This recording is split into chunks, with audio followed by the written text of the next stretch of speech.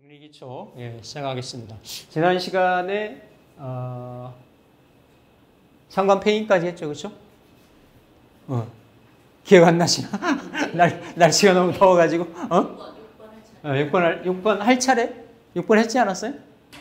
양인 용 6번이 상관폐인이고 5번이 3번이었는데 그게 5번이었는데 실살식재가? 아니요 5번이 그 상관 폐인기였죠.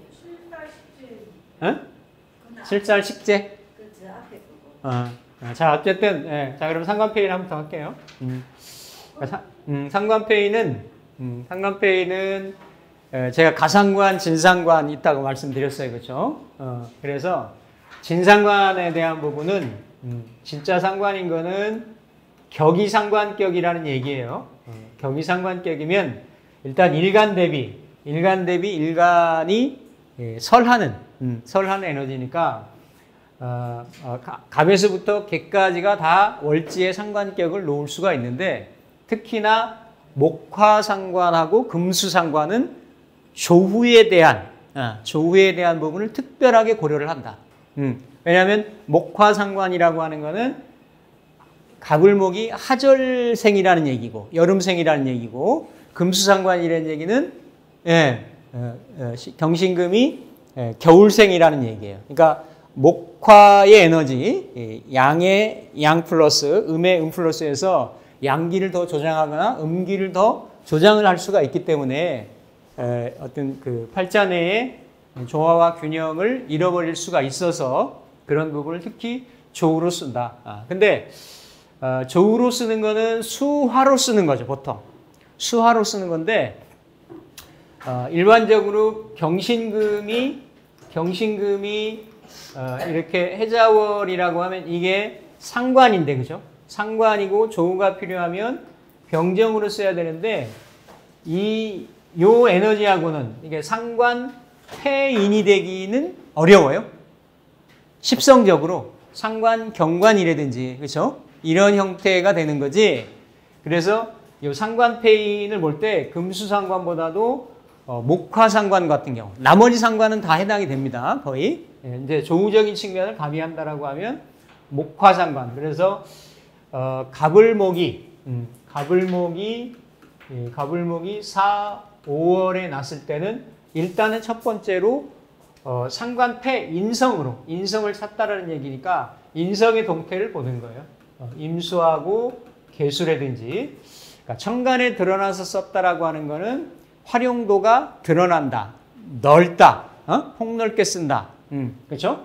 직업적인 어떤 주도적인 에너지를 쓸 수 있다 이런 거예요. 그리고 지지에서도 쓸 수가 있습니다. 근데 지지는 실질이고 내실이고 그렇죠? 이렇게 쓰는 그러니까 지지의 해자로도 쓸 수가 있죠. 근데 뭔가 직업적인 성향, 격의 성패로 본다라고 하면 일단 천간에 드러나 있는 걸 가지고 이렇게 중요하게 주도적으로 쓸 수가 있겠습니다. 그래서 보통 4월에 을목이거나 5월에 간목이거나 하면 이거는 그냥 상관 폐인이 되죠. 임계수를 쓰면. 임계수를 쓸 때는 정인이나 편인을 구분하지는 않아요. 격의 입장에서 볼 때는. 그런데 당연히 상관은 살상겁인 사흉신이 돼가지고 역용을 하는 거예요. 그러니까 수국화를 하는 거지. 맞죠? 그러니까 격의 그 틀을 맞추는데도 딱 부합을 해요. 근데 요는 4월의 간목이나 5월의 을목은 식신격이란 말이야. 목화 식신격이지. 그렇죠? 목화 식신격임에도 불구하고 이럴 때는 조우를 먼저 써요. 조우를. 네. 그러니까 인성을 쓰면 편인 도식이 되기 쉬워서 식신을 이렇게 차단하는, 단절시키는 이러한 어떤 성향이 있을 수가 있는데 그럼에도 불구하고 이렇게 그 식신을 논다고 하더라도 이렇게 수의 동태를 먼저 살핀다. 그래서 이제 어쨌든 그런 부분은 조금 세분된 부분인데 이렇게 상관 폐인격은 지난 시간에 말씀드렸던 것 같은데 예를 들어서 이런 구조 같은 경우죠. 같은 경우 5월의 갑목일간이니까 그렇죠. 5월의 갑이니까 아니면 이런 구조도 상관격은 아니에요. 상관격은 아닌데 이렇게 식신이잖아요. 그렇죠? 근데 아예 여기는 무인성이죠. 그렇죠? 인성 자체가 없는 구조란 말이에요. 없고 여기는 요 인성이 이렇게 자수로 임수로 이렇게 놓여져 있는 거죠.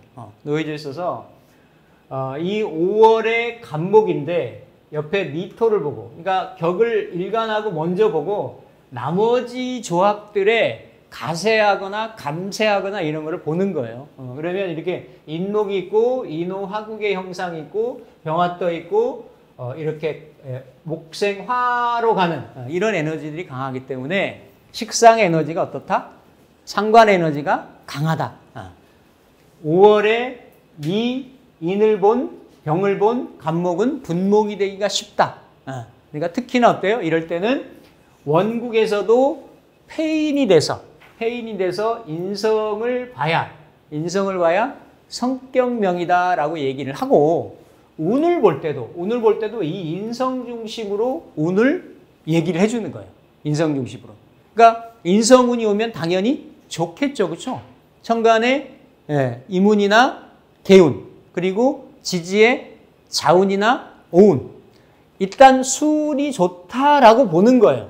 보는데 그러면서도 또 지지 같은 경우는 뭘 보냐면 형충파해를 보는 거예요. 합형충파해를.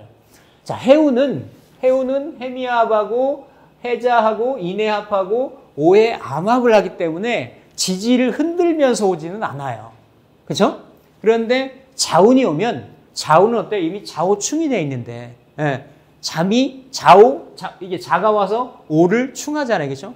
내가 갑으로 놓인 게 아니고 월지를 충하잖아요. 그렇죠? 그러니까 월지를 충한다라는 거는 물론 다 육충을 해요. 모든 팔자는 육충을 하는데 월주는 직업궁이고 형제궁이고 부모궁이고 이런 거거든. 그러니까 그게 충에 의해서 그러니까 자수가 와서 폐인의 역할은 하지만 충의 변동 요인이나 상대적인 요인이나 충돌 요인이나 이런 것들이 어때요? 가세 가미를 하면서 온다라는 거예요. 이거는 부수적으로 조금 더 설명을 해주면 되는 거예요. 그렇죠? 그래서 어쨌든 이런 구조는 좋다. 이렇게 보면 그러면 수가 이 글자에서는 폐인도 하고 조후도 하고 그렇죠? 일단은 좋은 거예요. 왜냐하면 이 오미의 이 아주 그 뜨거운 환경을 조절을 하는 운이 되니까 이런 운이 오면 좋다. 좋다라고 하면 이 팔자에서 지향하고 있는 바의 의미가 살아나는 거야. 이거는 화생토를 봐가지고 상관생재를 보고 있잖아요. 그렇죠? 겁재가 있으니까 겁재들하고 치열하게 다투면서 재물을 취하려고 하는 거예요. 그렇죠? 그러니까 오히려 이런 구조는 인성운이 왔을 때 재물이 불어나는 거예요. 재물이. 운이 좋다라는 거는 이 사람이 원국에 가지고 있는 지향의 의미가 운에 의해서 그게 잘 현실적으로 이루어진다라는 거지. 이렇게 해석이 되는 거예요. 그리고 팔자를 전체를 보면 관성이 없어요. 그렇죠? 관성이 없으니까 이 상관의 형태가 관이 아예 천간지지도 없으니까 그렇죠? 관이라는 건 나를 이렇게 통제하고 컨트롤하고 이런 에너지거든요. 그렇죠? 그러니까 식상의 에너지가 전체적으로 어때요? 이 비겁들하고 연결돼 가지고 재성을 취하려고 하는 이런 뚜렷한 성향이 있죠. 그러니까 어떤 직장이나 조직이나 나의 식상의 상관의 재능을 어떤 그 제도권에 쓰려고 하는 이런 에너지가 아닌 거지. 그렇죠? 그런데도 운에 따라서는 어때요? 운에 따라서는 금운이 올 수가 있을 거 아니야. 그렇죠? 자, 금운이라는 게 일단은 운을 해석할 때 오행적인 이런 생급제어를 먼저 개입을 해요. 그럼 금생수를 해. 수운이 좋다라고 하면 수운의 보탬이 되는 금운이 어때요? 금운이 좋은 편에 가서 할 수 있는 거예요. 그렇죠? 그런데 원국에 금을 내가 이렇게 받아들일 수 있는 건덕지가 하나도 없어. 그렇잖아요. 그렇죠? 그런 건 또 살펴봐야 되는 거야. 그래서 천간에 금운이라고 통으로 보지 말고 천간은 금운이 경금하고 신금이 있고 지지는 유금하고 뭐가 있어요? 유금하고 신금이 있죠. 그렇죠? 그럼 이런 걸 붙여보면 되는 거예요. 같은 금운이 전체적으로 통으로는 좋다라고 볼 수가 있는데 특히 이러한 경금이 오면 이렇게 을경합을 해서 양인합살하거나 이렇게 식신으로 제사를 하거나 해서 오히려 경운이 오면 지지로 또 뭐 달고 오느냐에 따라 다른 거예요. 근데 천간에 경운이 오면 괜찮은 거예요. 왜냐하면 항상 경 다음에 신이 오거든. 대운이나 그러니까 대운은 거꾸로 갈 수 있지만 그러면 뭔가 경에는 그 전에는 무기 달고 오잖아요. 그렇죠? 그러니까 뭔가 무기에 내가 재물을 성취하거나 뭐 어떤 재물적인 상황이 연결되거나 이러면서 경에 내가 어떤 뭐 사업적인 영역을 간판을 더 크게 벌리려고 한다든지 뭔가 그때 뭔가 해묵었던 문제를 내가 해결하려고 한다든지 이런 욕구가 생겨요. 이런 욕구들이. 그럼 그거를 처리를 해. 네, 처리를 해. 그 다음에는 그 다음에 신년이 오잖아요. 그죠? 신은 이 구조한테는 정관이 오는 거예요. 그러니까 상관하고 상관격이니까 천간에 드러나지 않았더라도 이런 경우는 드러났잖아요. 그죠? 같은 똑같이 경신금이 오더라도 여기는 신이 오면 정관운이 오면 더 갈등 구조가 많이 생기는 거지. 시비, 구설, 이성 문제, 남편 문제, 자식이니까 자식 문제 이런 문제도 생길 수가 있는 거예요. 그러니까 그런 구조. 여기는 상관이 드러나진 않았죠. 천간으로 식신으로 있잖아요. 그렇죠? 이런 구조. 그래서 경운은 괜찮고 신운은 좀 복잡스럽다. 이렇게 보는 거죠. 지지도 마찬가지예요. 지지도 5월의 상관이기 때문에 똑같아요. 여기는 지지에 신유가 오더라도 사화하고 이렇게 그 유금하고는 사유축 합하는 의미가 있기 때문에 다르죠. 오히려 여기는 지지에 신이 오면 신자라든지 그렇죠. 오신하고는 특별하게 걸리는 게 없어요. 그렇죠? 그러니까 대신에 유금이 오면 이렇게 상관 경관하는 에너지가 있으니까 이 팔자는 천간에 신금이나 지지에 유금 쓰기가 쉽지가 않아요. 이 팔자는 천간에 경금이나 신금은 괜찮게 쓸 수가 있다. 이 팔자는 지지에 신금이 오면 오히려 신금이 오면 어때요? 사신합을 하기도 하는데 이 연월에서는 종국적으로는 인신충도 되고 사신합도 되고 인사신형이 일어난단 말이에요. 그렇죠? 그러니까 뭔가 평관적인 부분이 들어와서 그게 여러 가지 있어요. 그 상황이 딱 되려면 그러한 일이 주변에 인자들이 형성이 돼. 이벤트들이. 그런 경우를 가지고 그러면 이게 이제 뭐 우리 선생님이 자꾸 너무 깊이 들어간다 이렇게 얘기하시는데 똑같아. 이게 다 해석이 그렇게 돼야 돼. 그럼 이 사람이 사의 인이 여기 있는 게 아니잖아요. 그렇죠? 여기 사하고 인이 여기 연월에 있잖아. 이게 직업궁, 사회궁, 활동하는 궁, 외부 이런 게 있으니까 이러한 영역에서 그런 일이 생기는 거예요. 천간에 또 뭘 달고 들어오냐에 따라 다른 거고 신이 들어올 때마다. 예를 들어서 무신년이 들어오면 앞으로 무신년 있잖아요. 그렇죠? 그러면 무신은 이 사람이 지금 정제 가지고 쟁합을 하고 있는데 편제 가지고 인사신할 일이 생기는 거지. 이렇게 통변을 하는 거예요. 그러니까 그 운이 들어와가지고 이 사람이 잘 쓰느냐, 불편하게 쓰느냐 이런 거. 그러니까 인성운은 어쨌든 해인하는 구조에서는 가장 여기도 인사형을 해서 화기를 조장을 하고 있고 술토를 가지고 있고 하기 때문에 이 화기가 올라가 있고 해서 수의 동태들이 굉장히 필요해요. 오늘 보면 이 사람들이 해자축 30년을 다 중년 이후에 아주 중요할 때 쓰고 있어요. 그러면 이 해자축이라고 하는 그 문서운이 들어와 가지고 이렇게 그 부동산 관련 부를 축적을 한다든지 이게 그냥 어떤 그 활동재물이나 유동재물 그런 것뿐만 아니더라도 그런 형태로 부의 축적이 이루어지는 거예요. 그러면서 자세하게 보는 거예요. 이 사람은 일지에 이렇게 자수 인성이 들어있고 여기는 또 같은 간목이라고 하더라도 편제가 들어있고 개인적인 성향은 또 다른 거지.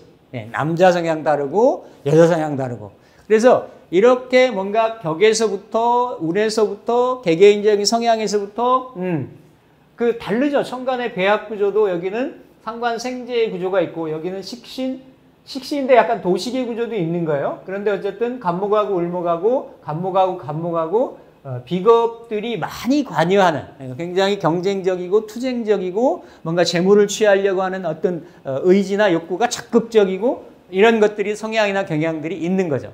그럼에도 이 사람은 인성이 없기 때문에 뭔가 인성이라는 거는 조절 역할하고 브레이크 역할을 하고 뭔가 이렇게 재물을 담아두는 역할을 하고 그런데 부의 사이즈는 이 사람이 큰 거예요. 부의 사이즈는.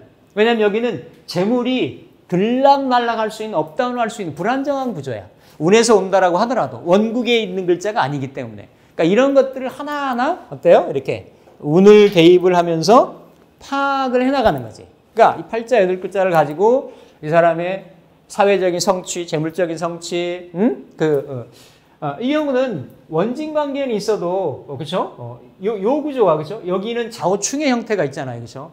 연월의 관계하고 좌우충하고 잠이원진하고 이런 구조가 있고, 여기는 비교적 그렇게까지 막 충국으로 돼 있지는 않아요. 그러니까 여기 형제궁, 부모궁 이런 쪽하고는 충의 관련성으로, 충의 역할 작용의 그런 형태로 놓일 수가 있는 거예요. 부모 형제하고 인연이 좀 짧다든지, 그렇죠? 원거리의 관계성을 유지한다든지 그런 형상은 있는 거죠. 그러니까 이런 것들을 전체 크게 보고 뭔가 디테일하게도 보고 이걸 썸을 종합을 해서 전체적으로 이렇게 판단하고 그래서 상관을 극하는 인성이 상신인데 운에서 인성을 극하는 재성이 오면 상관의 흉성을 제복할 수 없다.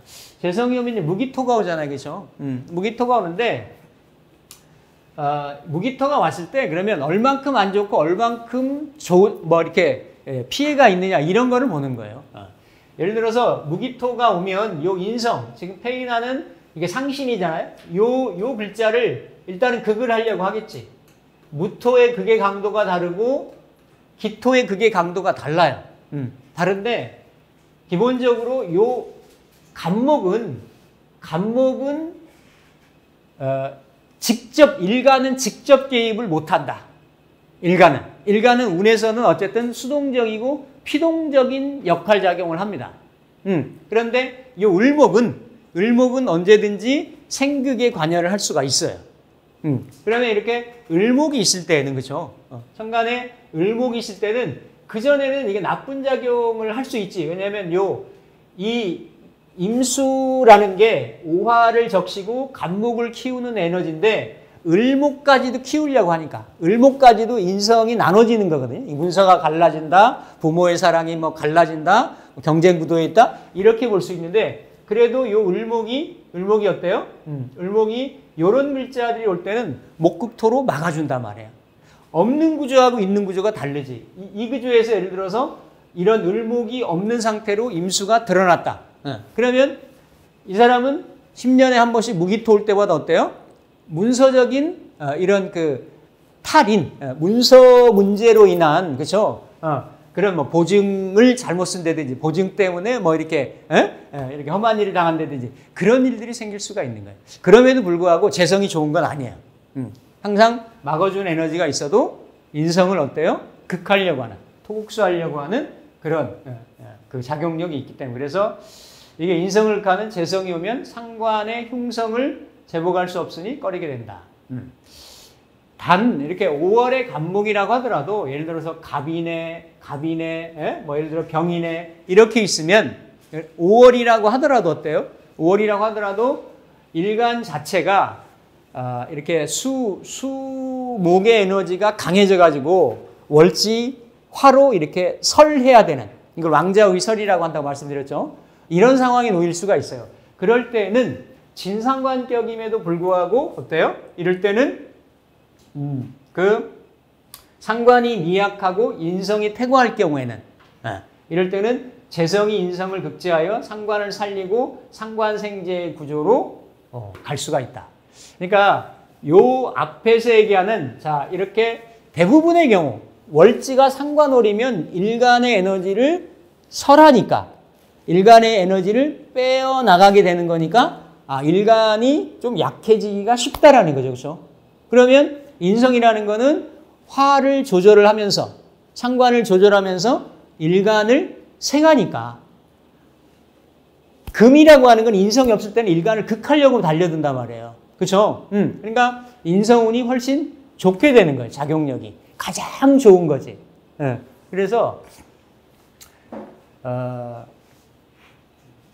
사람이 그래도 한 세상 자기 롤을 하면서 뭐 예를 들어서 이렇게 우리가 살다 보면 각자의 역할 구도가 있잖아요. 부모, 형제, 뭐 이렇게 육친에서도 그렇고 사회 활동에서도 그렇고 배우자 이런 관련. 그러니까 그래서 이 구조도 이루어지고 한창 그 자기 역량을 발휘를 할 때 중년에 그렇죠? 중년에 필요한 운이 한 30년 이렇게 들면 그 사람은 참 잘 살았다. 괜찮은 삶이다. 사회적으로, 역할적으로 이렇게 보는 거죠. 뭐 이런 에너지를 쏘이면 흔히 시대 가치가 갈망하고 얘기하는 재물을 축적한다든지, 예? 뭔가 그러니까 부를 이루는 거예요. 그 운의 어떤 흐름 동안만은 그렇죠? 근데 뭐 이 사람이 궁극적으로 막 행복하냐, 만족스럽냐, 뭐 무슨 그 깨달음을 얻었냐, 이건 또 다른 얘기야. 이거는 다른 얘기야. 이거는 다른 얘기야. 그것까지 다 여기다 갖다 붙이려고 하면 안 돼. 너무 팔자가지 욕심 부리면 안 되는 거야. 딱 봐서 이 사람 부자네, 가난뱅이네, 이 정도 딱딱딱 드러나는 거예요. 그게 나오는 게 뭐예요? 운인 거예요. 내가 부자인데도 육신관계, 불편한 관계 있을 수 있고, 중년에 헤어지거나 이별한 관계 있을 수 있고, 여러 가지 다양한 형태가 있을 수 있는 거죠. 그렇죠? 그런데 부는 이 사람이 안 놓친다는 얘기지. 이런 거 보는 거예요. 운이라는 거 보는 것이. 이해되시나요? 그러니까 그렇게 본다. 그래서 이 상관격도 이 상관에 대한 부분도 얘기하려면 이걸 몇 시간을 얘기해도 사례까지 들어가고 이렇게 하면 끝이 없습니다. 근데 큰 대강이 이렇다라는 거예요. 큰. 그리고 이제 어느 책이나 이런 걸 놓고 읽다 보면 상관을 뭐 이렇게 진상관, 가상관, 무슨 뭐 파료상관, 상관패인 여러 가지 형태로 상관에 대한 그 용어를 설명하는 이런 경우들이 있어요. 그래서 이제 뭐 진상관, 가상관을 보는 거는 상관격이 아니면서 마땅하게 팔자 내에서 그 일간이 향유하고 있는 에너지를 조화를 꾀야 되는데, 조화스럽게 진행을 시켜야 되는데 재성이나 관성이 없고 식상으로 길을 잡을 때, 식상으로 어떤 그 방향성을 잡을 때, 그럴 때는 가상관이다 이렇게 얘기를 해요. 가상관. 그래서 가상관. 저 같은 경우도 가상관 성향이 굉장히 강해요. 제 천간에 재관이 없고 상관으로만 드러나 있기 때문에. 그러면 어쨌든 그 사주 8글자 내에서는 그 상관이 굉장히 중요한 역할을 하는 거예요. 그래서 옛글에 보면 파료상관, 이렇게 그렇게 가상관격이 이렇게 파료상관을 하면 그 파료상관하면 손수원이라 그랬어요. 손수원. 그러니까